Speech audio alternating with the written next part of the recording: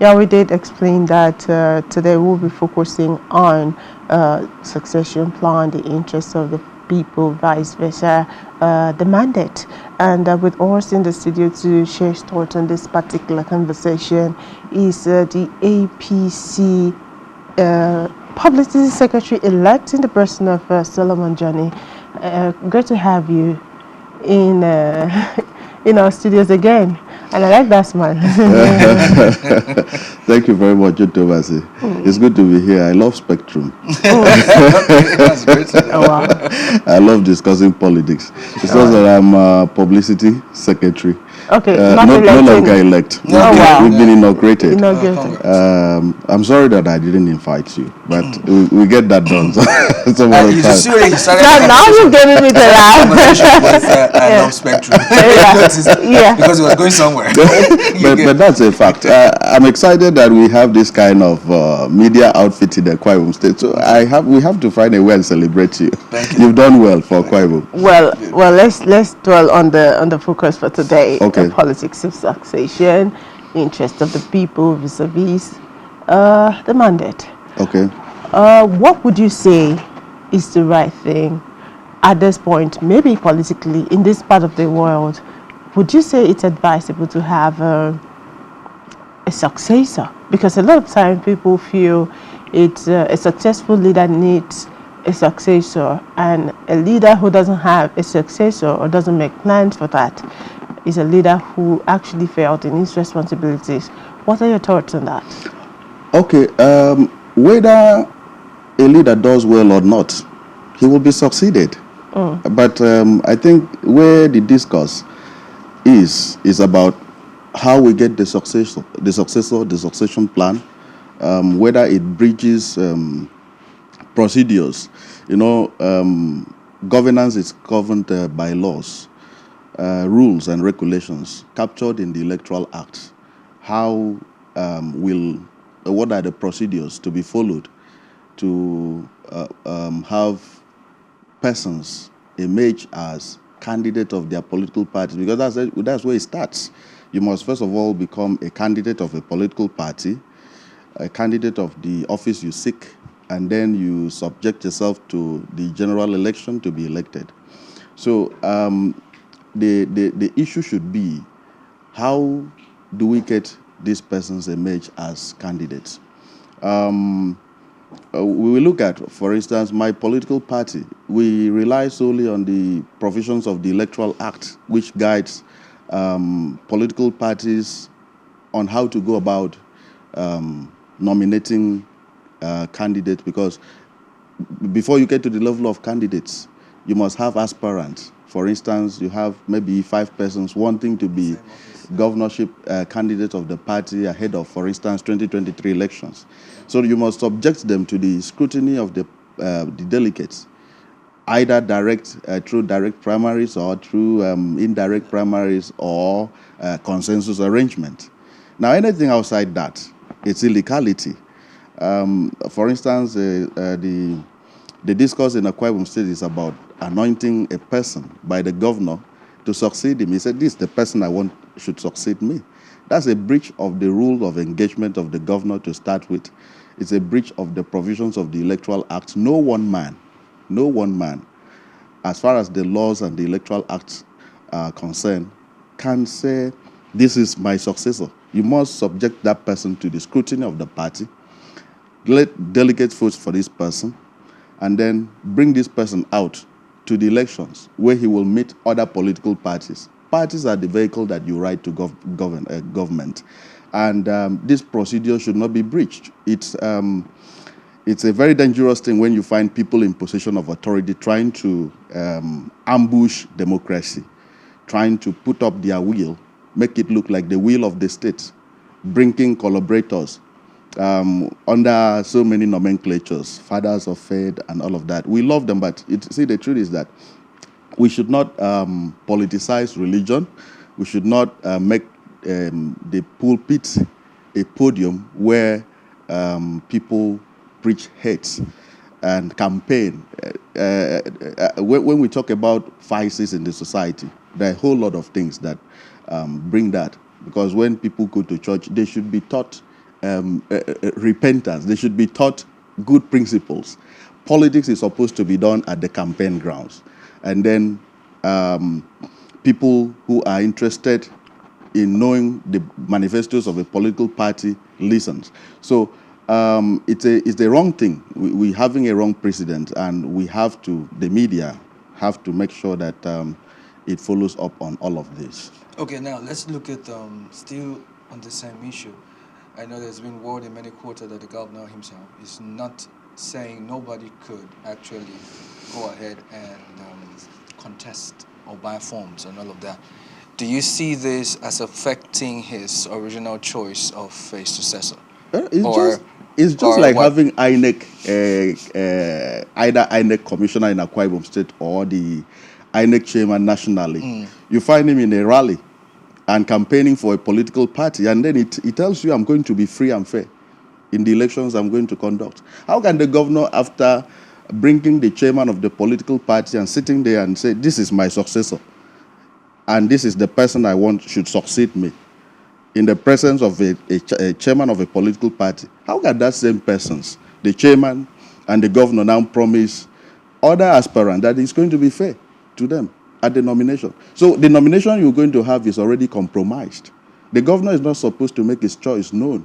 He can only make his choice known at the point of nomination. The nomination is done. A candidate has a match. Being that he is not apolitical, he now throws his support to his party. I sympathize with members of his party who have, indicated interest to run as governors. But then this is politics. It's time for them to show leadership, show capacity. That's the major constraint to the aspiration. I remember in 2008, when very distinguished Senator John James Okpanodoedege, who is the national secretary of our party now, wanted to be governor.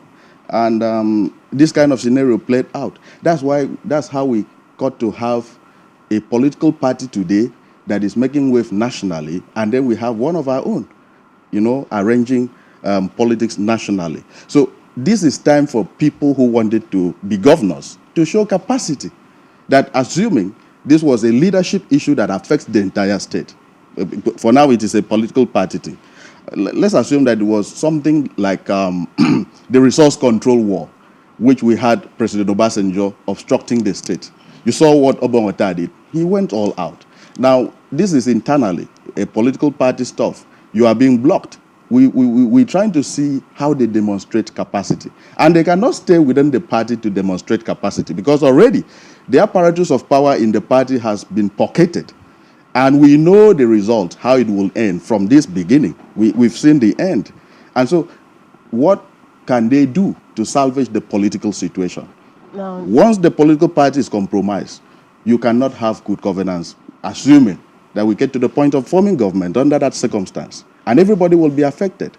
Okay, you mentioned that the governor is not supposed to name his preferred choice of aspirant before the primaries. Yes, I said so. Is that constitutional? Because the Constitution supports his freedom of choice, and is not a breach by any way, blockage or any form stopping other aspirants from aspiring for any position in the same party. Have you ever read or listened to the oath of office taken by the governor upon being sworn in?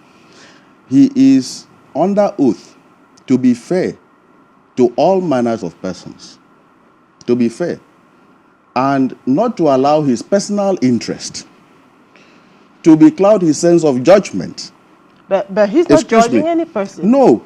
When he says, this is what I want, against the interest of every other person, against the rule of law, against the rule of engagement, against the provisions of the Electoral Act, he is not fair to all manners of persons. He has allowed his personal interest, which is the interest he has in this particular person, to becloud his sense of judgment. And with the things that are happening in the political space, we're beginning to know why this desperation. And, we're not worried as a political party, because we know that Akwa Ibom people are, reasonable and intelligent set of people. When you find one man being interested in a particular person, a governor who has not been very transparent, a governor who has not done well, a governor who has baggages, being interested in a particular person succeeding him, you need to ask questions. You need to ask why. There must be some skeleton in the cupboard that is trying to protect. That's why it's not interested in allowing the process to be free. But we're not worried about that because we leave that to the people to decide at the election. You did make a lot of assertions and some very strong statements too. Okay. Now, the way forward. All right. You already are not comfortable with the politicking, as it were, as it is at the moment. Now, what do you say about Akwa Ibomites beginning to look at another dimension, not just local politics? Well, that's one of the focuses of our political party. Why must our politics be just Akwa Ibom? We're not looking at what is happening at the National Assembly. We're not looking at what is happening at the presidency. And our leaders here play politics of local championship. I don't remember the last time I saw my Governor Odum Emmanuel, sitting with the president of the Federation to discuss issues of governance in Akwa Ibom State. In fact, certainly I'm worried I've not seen. And I have not remembered the last time I heard people talk about, for instance, the Senate presidency. How can an Akwa Ibom person be a Senate president? How can an Akwa Ibom person be Speaker of the House of Reps? How can an Akwa Ibom person be, a ranking member, a ranking figure in the House of Reps? Everything centers around government house. This is worrisome. And we are saying, if we look at one direction, and we keep on looking at one direction, we will continue to have the same result that we've been having. When we say our party stands for change, we mean that if we're saying that we have the state, the politics of the state has failed the citizens, we have to look at why it failed. If we are saying that people are hungry, we have to look at those who are supposed to have made food available to the citizens. If we are saying that the youths are unemployed, we have to look at the government.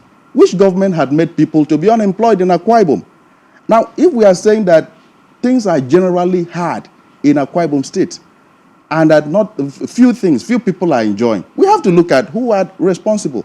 Now, if we continue to recycle, and bring them back, we're going to have the same result. And our proposal as a political party is to make politics broad. We have politics at the national level to struggle.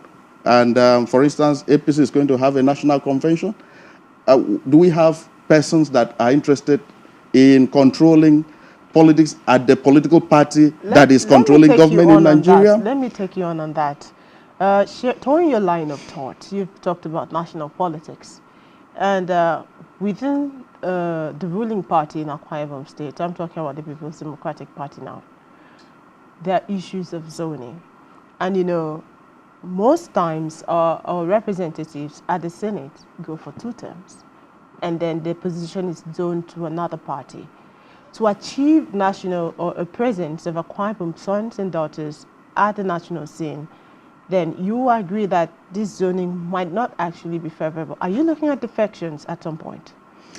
Well, as much as I'm concerned, we should be more political than being more party concerned.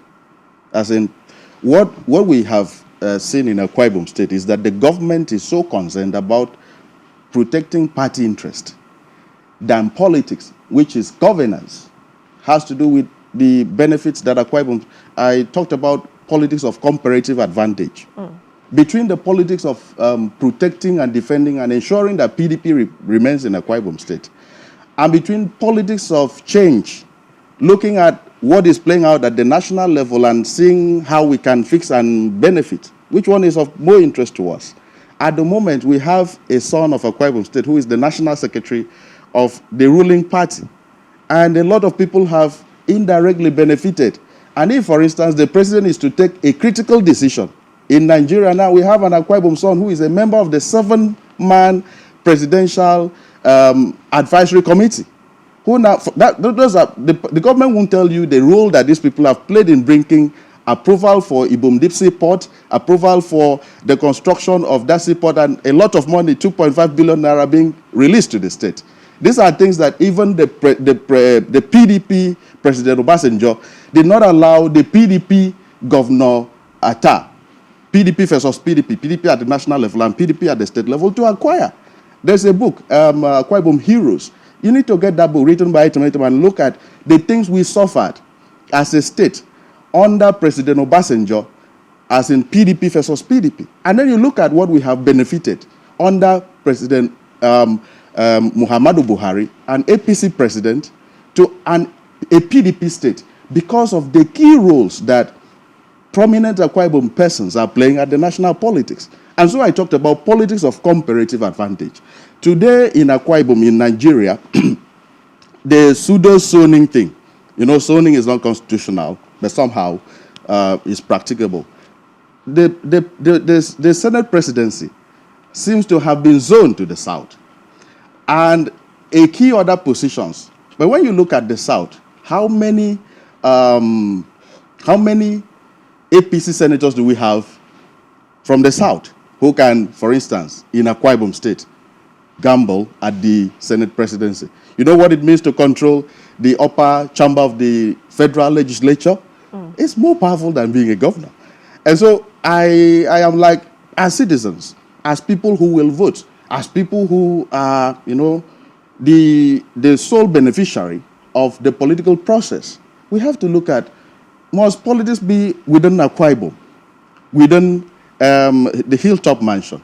Is there something we can get if we do some adjustment?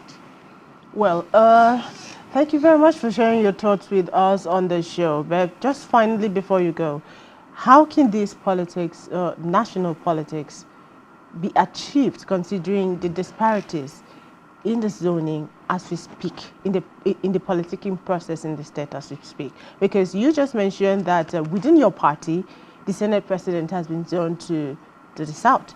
And meanwhile, how is it possible that, now talking about Southeast having a sport, would the Southeast go for president and then the South go for this as a Senate president? How is that possible?